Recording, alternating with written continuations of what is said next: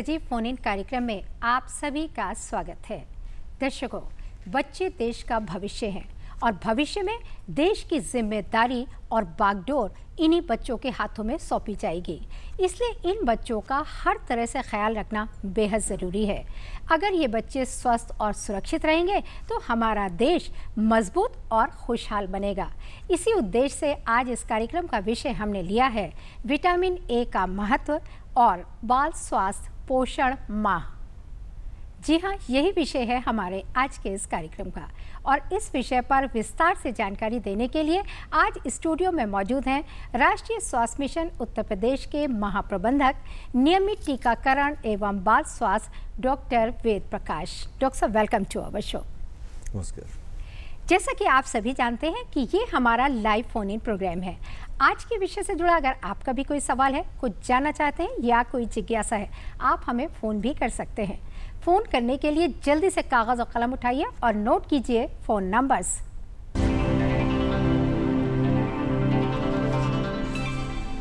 Phone numbers इस प्रकार से हैं 052222055756, दूसरा नंबर 0522228869, एक नंबर और नोट कीजिए 0522401598। फ़ोन आप ज़रूर करें, लेकिन फ़ोन करने से पहले टीवी सेट की आवाज़ को थोड़ा सा कम कर दें और सवाल को संक्षिप्त रखें। तो बस हमें आपकी फ़ोन कॉल्स का इंतज़ार रहेगा। और इसी के साथ हम आपको ये भी बताना चाहेंगे कि आज स्टूडियो में प्रदेश के विभिन्न क्षेत्रों से कुछ पार्टिसिपेंट्स हमारे स्टूडियो में तशरीफ़ लाए हैं, जो इस कार्यक्रम में हिस्सा लेंगे, डॉक्टर साहब से सवाल पूछेंगे और जानकारी भी हासिल करेंगे। आप सभी का स्टूडियो में बहुत बहुत स्वागत है। आप सभी से मेरी गुजारिश है, अगर आपके मन में भी कोई सवाल आए तो आप डॉक्टर साहब से पूछ सकते हैं और जानकारी हासिल कर सकते हैं। तो बस शुरू करते हैं हम अपना आज का ये प्रोग्राम। डॉक्टर साहब, ये लाइव फ़ोन इन प्रोग्राम है तो जाहिर सी बात है कि कॉलर्स के फ़ोन आने शुरू हो जाएंगे, लेकिन उससे पहले हम आपसे ये ज़रूर समझना चाहेंगे कि विटामिन ए का बच्चों में क्या महत्व है, कितना इम्पोर्टेंट है विटामिन ए? ये सबसे ज़्यादा ज़रूरी सवाल है एक्चुअली जी, क्योंकि बच्चा जो है उसका विकास बहुत तेज़ी से होना होता है, मानसिक भी और शारीरिक भी, और उस विकास में इसका विटामिन ए का बहुत ही महत्वपूर्ण रोल है। तो सबसे ज़्यादा अगर देखें, विटामिन ए की कमी से आँख से संबंधित समस्याएं हो सकती हैं, लेकिन उसके अलावा इम्यूनिटी, जो बच्चे में प्रतिरोधक क्षमता आती है जिससे वो उसके अंदर रोगों से लड़ने की क्षमता होती है, विटामिन ए की कमी से वो क्षमता नहीं आ पाती है। तो यहाँ तक कि जो टीकाकरण भी हम करते हैं वो ज़्यादा प्रभावी तभी होगा जब विटामिन ए की खुराक भी उसको बराबर मिलती रहे। तो अगर विटामिन ए की कमी है तो बच्चे को बार बार तरह तरह के संक्रामक रोग भी हो सकते हैं, जैसे कि डायरिया बार बार हो जाए या खसरा मीजल्स भी उसको हो सकता है। और अगर ये डोज मिली हुई है तो उसकी प्रतिरोधक क्षमता अच्छी रहेगी, बहुत से जो संक्रामक रोग हैं उससे ग्रसित नहीं होगा। यानी कि डॉक्टर साहब, विटामिन ए जो है वो बच्चों के लिए बहुत ही महत्वपूर्ण है। इस वक्त एक कॉलर जुड़ गए हैं, ग्रेटर नोएडा से सौरभ जी हैं। हेलो, स्वागत है आपका। एवरीवन। जी नमस्कार मैम, मेरा नाम सौरभ पाठक है। मैं ग्रेटर नोएडा उत्तर प्रदेश से बोल रहा हूँ। जी, क्या सवाल है? मैम, कभी कभी शरीर में विटामिन ए की इतनी कमी हो जाती है कि विटामिन ए रिच फूड लेने पर भी इसकी कमी बनी रहती है, जिसके परिणाम स्वरूप विटामिन ए को सप्लीमेंट के फॉर्म में भी लेने की हिदायत दी जाती है। मैम, मेरा प्रश्न है, यदि विटामिन ए को सप्लीमेंट के रूप में लिया जाए तो क्या विटामिन ए सप्लीमेंट शरीर को किसी प्रकार का नुकसान भी पहुंचा सकता है? कृपया अवश्य स्पष्ट कीजिए। Thank you very much. जी डॉक्टर साहब, बहुत अच्छा सवाल है इनका, बताइए क्या एडवाइस करेंगे? सौरभ जी, बहुत बढ़िया सवाल आपने पूछा है। बिल्कुल सप्लीमेंट की आवश्यकता पड़ती है। वैसे तो कई बार जो आप मल्टीविटामिन लेते हैं, कोई भी सिरप या टेबलेट या कैप्सूल के फॉर्म में, तो जब मल्टीविटामिन लेते हैं तो उसमें विटामिन ए का भी एक पार्ट होता है, लेकिन वो जो है बहुत ही कम मात्रा में होता है। तो अगर आपके अंदर विटामिन ए की डिफिशियंसी है तो हो सकता है वो मात्रा उससे पूरी ना हो पाए। तो विटामिन ए की अलग से डोज ली जा सकती है, जैसे कि बच्चों में भी दी जाती है, अभी हम लोग बताएंगे। लेकिन जो आपने पूछा कि क्या अधिक डोज लेने से कोई नुकसान हो सकता है, डेफिनेटली हो सकता है, क्योंकि इसकी खास बात यह है कि एक फैट सॉल्युबल विटामिन है। अधिकतर जो हम लोग जैसे विटामिन बी या सी लेते हैं ये वाटर सॉल्युबल होते हैं, तो इनकी अगर हमने एक्स्ट्रा डोज ले लिया है, अतिरिक्त मात्रा, तो ये हमारे यूरिन के साथ में निकल जाएगी और कोई नुकसान नहीं होता है। लेकिन विटामिन ए चूँकि फैट सॉल्युबल है और यूरिन में एक्सक्रीट नहीं होता है, तो इसकी अतिरिक्त डोज हमारे शरीर के अंदर रहती है, नुकसान भी कर सकती है। तो जब भी लें तो डॉक्टर के से द्वारा बताई गई जो डोज है उसी में लें, और अब अत्यधिक मात्रा ना लें, ये भी सलाह दी जाती है। और अगर सही डोज में ले रहे हैं तो इसका कोई भी दुष्प्रभाव नहीं होगा। सौरभ जी, हम उम्मीद करते हैं कि आपको अपने सवाल का जवाब ज़रूर मिल गया होगा। डॉक्टर साहब, जैसा कि आप बता रहे हैं विटामिन ए के बारे में, हम ये भी जानना चाहेंगे कि ये शरीर के किस अंग में एकत्रित होता है? ये शरीर के में लीवर या यकृत जिसको कहते हैं वहाँ पे एकत्रित होता है। और एक्चुअली इसीलिए इसकी डोज जब हम सप्लीमेंट्री डोज देते हैं वो डेली लेने की आवश्यकता नहीं होती है। तो एक डोज दे देते हैं तो 6 महीने तक वो कम से कम काम करती है। अच्छा। क्योंकि वहाँ पे वो स्टोर रहती है, और 6 महीने पे अगर हम डोज लेते रहें तो इसकी कभी नहीं होगी। जी डॉक्टर साहब, जैसा कि मैंने शुरू में जिक्र किया था कि पार्टिसिपेंट्स भी स्टूडियो में आए हुए हैं, वो भी आपसे कुछ पूछना चाहेंगे। जयदेवी जी, आप बाराबंकी से तशरीफ लाई हैं, क्या सवाल है आपका? डॉक्टर साहब, हमारा सवाल है कि बच्चों में विटामिन कम हो जाने के लक्षण क्या क्या हैं? डॉक्टर साहब, सिम्टम ज़रूर जानना चाहेंगे। बिल्कुल, सबसे ज़्यादा ज़रूरी तो यही है।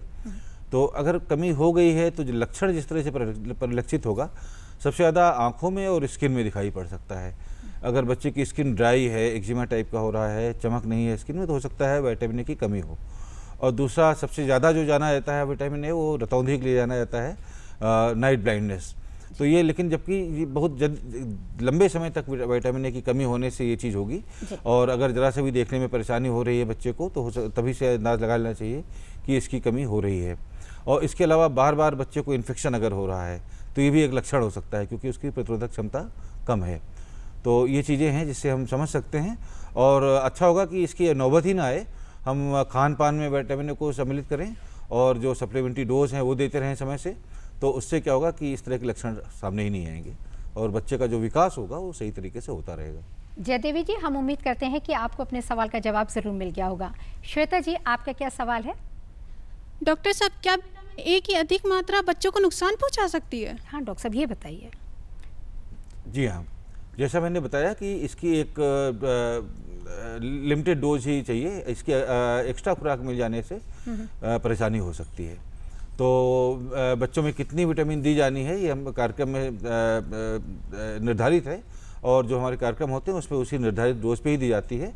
तो इसकी अतिरिक्त डोज ना दें।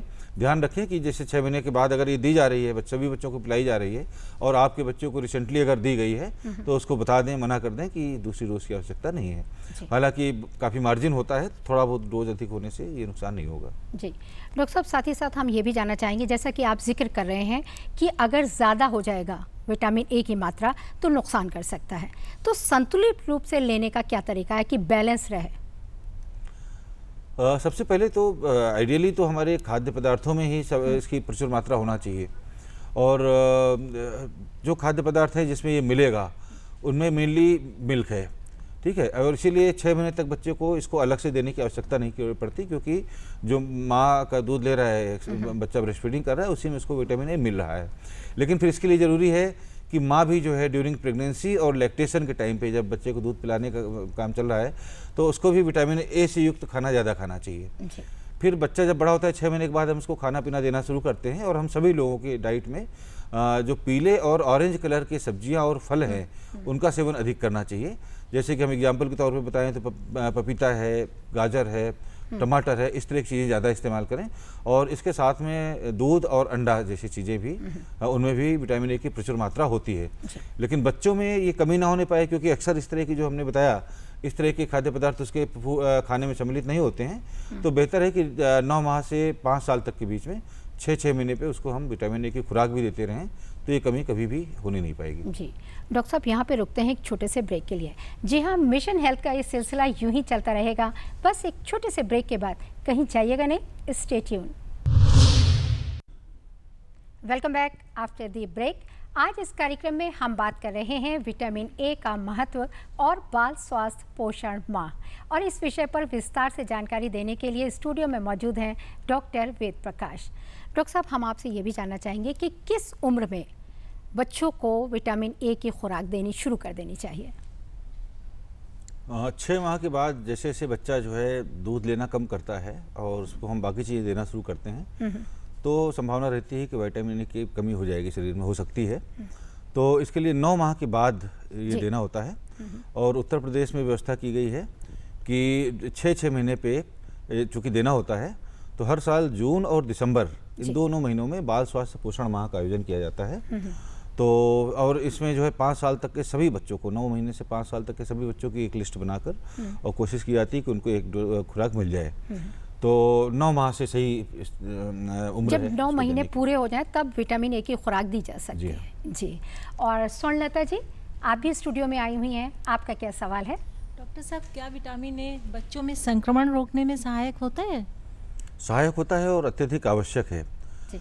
तो बहुत सी संक्रामक बीमारियां जो हैं, अगर विटामिन ए की सही मात्रा बच्चे को मिल रही है तो वो नहीं होंगी।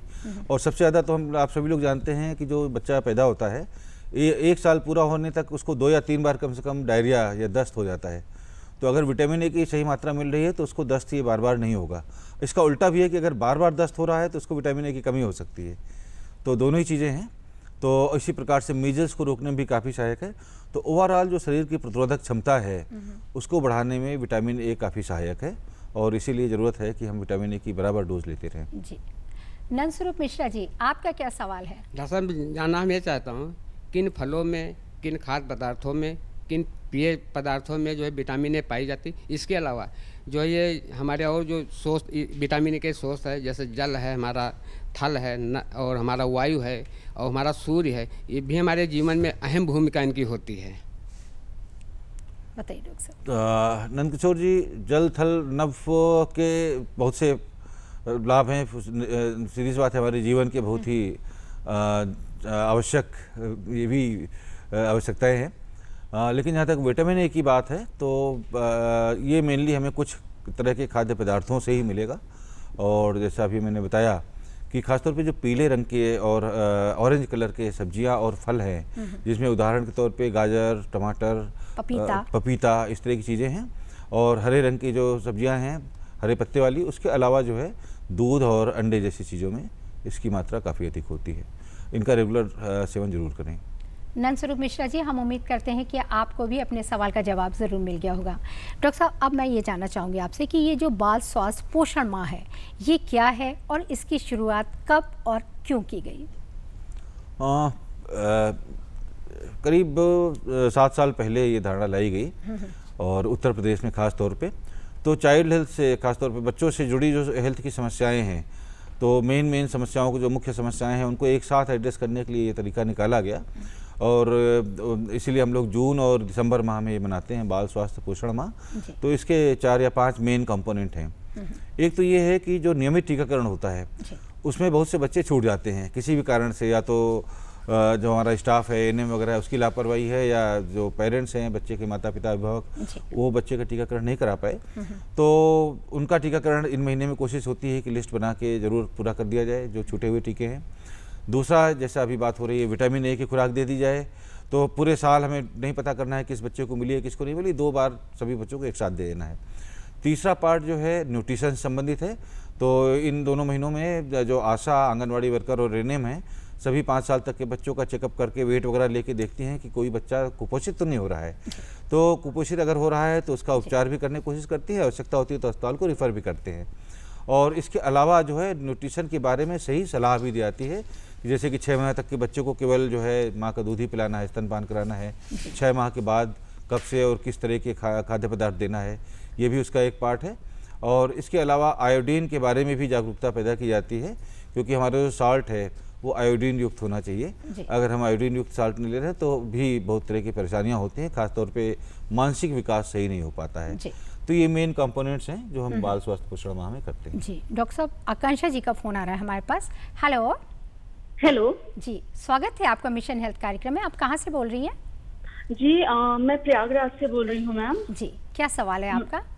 मैम, हमारा प्रश्न डॉक्टर साहब से ये है कि अगर किसी बच्चे को विटामिन ए की कमी है तो सरकार की तरफ से क्या सुविधाएं दी जाती हैं, ये जानना चाहती हूँ मैं। बताइए डॉक्टर साहब। हाँ आकांक्षा जी, जैसा बात हो रही है अभी मैंने बताया कि बाल स्वास्थ्य पोषण माह जो मनाया जाता है, इसमें यही व्यवस्था की गई कि हर एक बच्चे को जून और दिसंबर माह में ये डोज इसकी मिल जाए। तो अगर खाने पीने में कमी है भी बच्चे के अंदर, पहले से शॉर्टेज है इसकी, तो वो पूरी हो जाएगी। तो अगर ये 2 डोज हम लगातार 5 साल तक देते रहें बच्चे को 9 माह के बाद, तो ये कमी कभी होगी नहीं जी। और उसके अलावा जागरूकता जो फैलाना चाहिए सरकार वो भी कर रही है, जैसा कि आज का ये कार्यक्रम भी है, ताकि लोग खान पान में भी इसकी उचित मात्रा सम्मिलित करें। और हमारे देश के जो बच्चे हैं वो मजबूत हो और हमारा देश खुशहाल रहे। जी हाँ, सरकार के द्वारा बहुत सारी स्वास्थ्य सेवाएं और सुविधाएं मुहैया कराई जा रही हैं।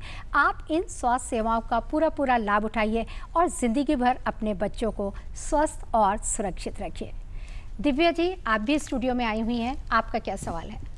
डॉक्टर साहब, बाल स्वास्थ्य पोषण माह का आयोजन कब किया जाता है? बताइए डॉक्टर साहब। बाल स्वास्थ्य पोषण माह का आयोजन प्रत्येक वर्ष जून और दिसंबर माह में किया जाता है, और जैसा कि अभी दिसंबर माह आने वाला है जी। तो इसका आयोजन किया जाएगा और ये सारी सुविधाएं दी जाएंगी। नमिता जी, आप क्या पूछना चाहती हैं? प्रश्न ये है कि बाल स्वास्थ्य माह में किस एज ग्रुप के बच्चे आते हैं, सम्मिलित किया जाएगा उनको? मुख्यतः 5 वर्ष तक के बच्चों को इसमें सम्मिलित किया जाता है, ताकि उनको पोषण से संबंधित और खान पान से संबंधित जानकारी दी जा सके, उनका चेकअप परीक्षण किया जा सके और विटामिन ए की खुराक भी दी जा सके, और उसके अलावा अगर कोई उसका टीका रह गया है, इम्यूनाइजेशन रह गया है, तो वो पूरा किया जा सके। जी, हम उम्मीद करते हैं कि आपको भी अपने सवाल का जवाब ज़रूर मिल गया होगा। डॉक्टर साहब, बच्चों में कुपोषण की समस्या ना हो, इसके लिए किस तरह की मतलब क्या किया जा रहा है, क्या चलाया जा रहा है, किस तरह के प्रोग्राम या कुछ चलाया जा रहा है?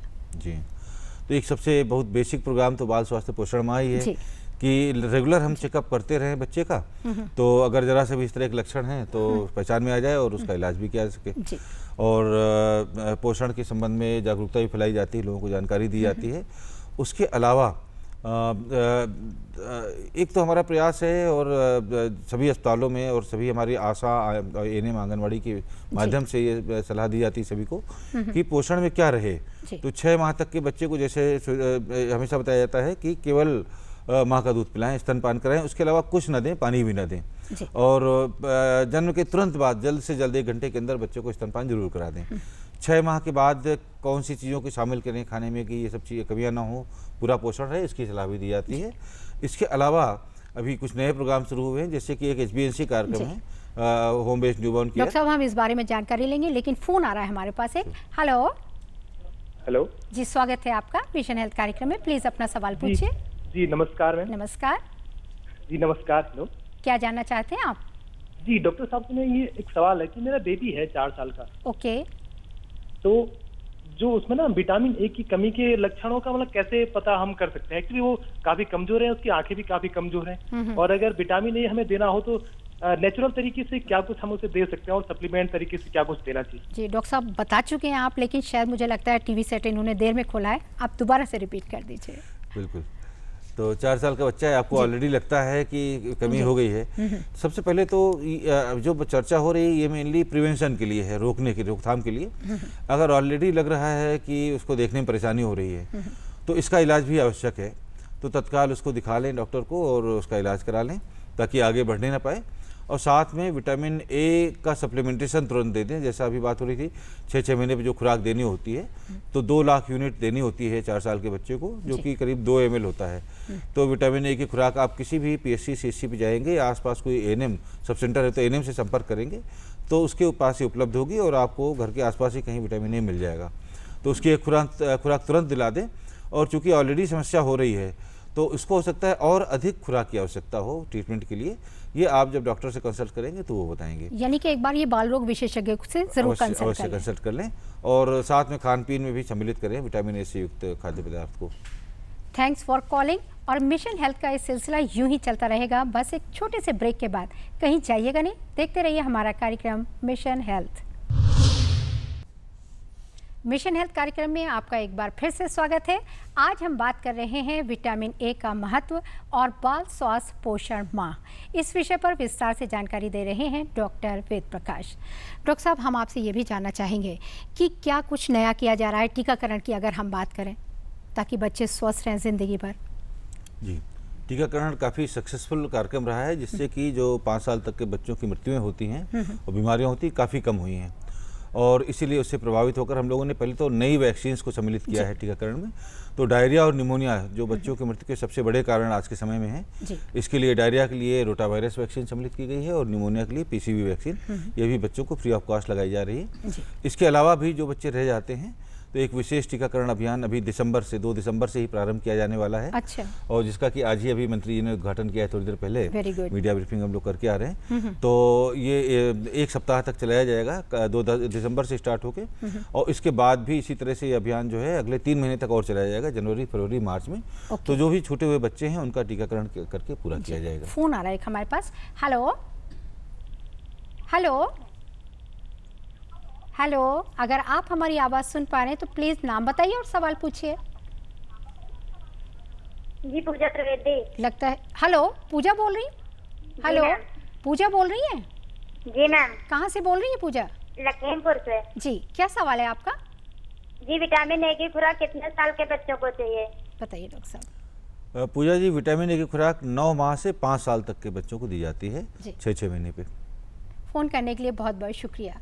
विजय राघवन साहब, आप भी स्टूडियो में आए हुए हैं। समय समाप्त होने से पहले मैं चाहूँगी आप भी अपना सवाल पूछिए। डॉक्टर साहब, बाल स्वास्थ्य पोषण जो माह होता है उसमें किस किस तरह की सहायताएं आप करते हैं? आगे ये जानने की कोशिश कर रहा हूँ, क्या सहायताएं होती हैं? और सबसे मुख्य उद्देश्य तो यही है कि हम जो 6 मंथली डोज है विटामिन ए की, ये बच्चों को दे दें, 5 साल तक के सभी एलिजिबल चिल्ड्रन को। उसके अलावा जो टीकाकरण से वंचित रह गए हैं बच्चों, उनका टीकाकरण पूरा कर दिया जाए, और न्यूट्रिशन खान पान के बारे में सही सलाह दे दिया जाए बच्चों को भी, और प्रेग्नेंट और लैक्टेटिंग लेडीज़ को भी, और बच्चों का चेकअप कर लिया जाए, ताकि अगर वेट वगैरह लेने के बाद में समझ में आता है कि माल न्यूट्रिशन है, कुपोषण है बच्चे को, तो उसके बारे में उसको सलाह दिया जाए, उसका इलाज किया जाए। विजय राघवन साहब, हम उम्मीद करते हैं कि आपको भी अपने सवाल का जवाब ज़रूर मिल गया होगा। डॉक्टर साहब, हम ये चाहेंगे कि कोई ऐसी इम्पॉर्टेंट बात जो विषय से संबंधित है और आप हमारे जो व्यूवर्स हैं उनसे शेयर करना चाहें तो वो ज़रूर बता दीजिए। तो जैसा कि अभी हम लोग चर्चा करते आ रहे हैं, विटामिन ए पे खास तौर पे चर्चा किया है, तो मैं फिर से एम्फसाइज करना चाहूँगा कि विटामिन ए जो है काफ़ी आवश्यक है, खास तौर पे बच्चों के लिए, उसके डेवलपमेंट के लिए, उसकी आँख के लिए, उसके शारीरिक विकास के लिए, और ओवरऑल उसके इन्फेक्शन वगैरह ना हो, उससे बचने के लिए। तो इसकी संतुलित जो है मात्रा में इसकी खुराक अवश्य दिलाते रहें, और खान पान का ध्यान रखें, ताकि आपका बच्चा जो है वो पूरी तरह से पले बढ़े और अच्छा काम करे कुछ। क्योंकि डॉक्टर साहब, हर माँ बाप का एक ही ख्वाब होता है, एक ही सपना होता है कि बच्चा चुस्त दुरुस्त और तंदुरुस्त रहे। कोई माँ बाप नहीं चाहता कि उसका बच्चा स्टंटेड रहे, उसकी ग्रोथ पूरी तरह से ना हो, तो उसी के लिए एक ये जरूरी कार्यक्रम है। जी डॉक्टर साहब, अगर विटामिन ए की कमी हो जाती है तो किस किस तरह की प्रॉब्लम्स हो सकती हैं, ये ज़रूर जानना चाहेंगे हमारे व्यूअर्स आपसे। विटामिन ए की कमी से एक तो स्किन में प्रॉब्लम्स आ सकते हैं, कि स्किन ड्राई है, अल्सर्स हो रहे हैं, कहीं चोट लग गई तो हील नहीं हो रहा है, एक तो इस तरह की समस्या हो सकती है। दूसरा, आँख में समस्या हो सकती है, दिखाई कम पड़ना शुरुआत में, उसमें वाइट एक स्पॉट भी दिखाई पड़ते हैं। और बाद में रतौंधी का रोग हो जाता है, इसमें नाइट ब्लाइंडनेस, बच्चों को दिखने में प्रॉब्लम होती है। इसके अलावा बार बार डायरिया हो सकता है, दूसरे इन्फेक्शस डिसीज हो सकते हैं, क्योंकि उसके अंदर प्रतिरोधक क्षमता की कमी रहेगी। और इसके अलावा रिप्रोडक्शन में भी कमी आ सकती है। अगर विटामिन ए की कमी है तो जो बच्चे पैदा करने की क्षमता होती है, चाहे वो जेंट्स हो या लेडीज हो, ये भी हो सकती है। तो ये सब बड़े होने पे लक्षण सामने आ सकते हैं। बहुत ही इंपॉर्टेंट जानकारी दी डॉक्टर साहब, थैंक यू सो मच। जी हाँ, डॉक्टर साहब ने जो आपको इम्पॉर्टेंट जानकारी दी है, आप इस जानकारी का पूरा लाभ उठाइए और अपने बच्चों को ज़िंदगी भर स्वस्थ और सुरक्षित रखिए। और अब कार्यक्रम के आखिर में चलते चलते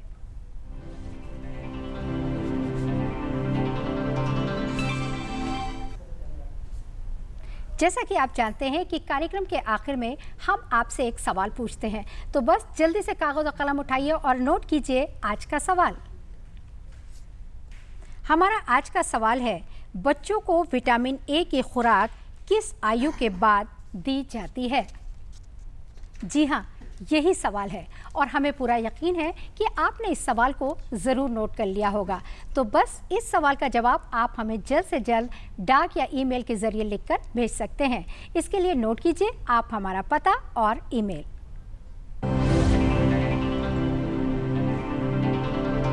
हमारा पता है प्रस्तुतकर्ता मिशन हेल्थ, कमरा नंबर 205, दूरदर्शन केंद्र 24 अशोक मार्ग, लखनऊ 226001 और हमारा ईमेल आईडी है missionhealth.ddupLKO@gmail.com। आप हमें ख़त ज़रूर लिखें, हमें आपके ख़त का बेसब्री से इंतज़ार रहेगा। और इसी कामना के साथ आप सभी लोग, आपके बच्चे स्वस्थ रहें, सुरक्षित रहें और आप सभी लोग हंसते रहें, मुस्कुराते रहें और मिशन हेल्थ कार्यक्रम ज़रूर देखते रहें। डॉक्टर साहब, मैं आपका भी तहे दिल से शुक्रिया अदा करती हूँ, आप स्टूडियो में आए और हमारे व्यूवर्स को इतनी इंपॉर्टेंट जानकारी दी। Thank you so much.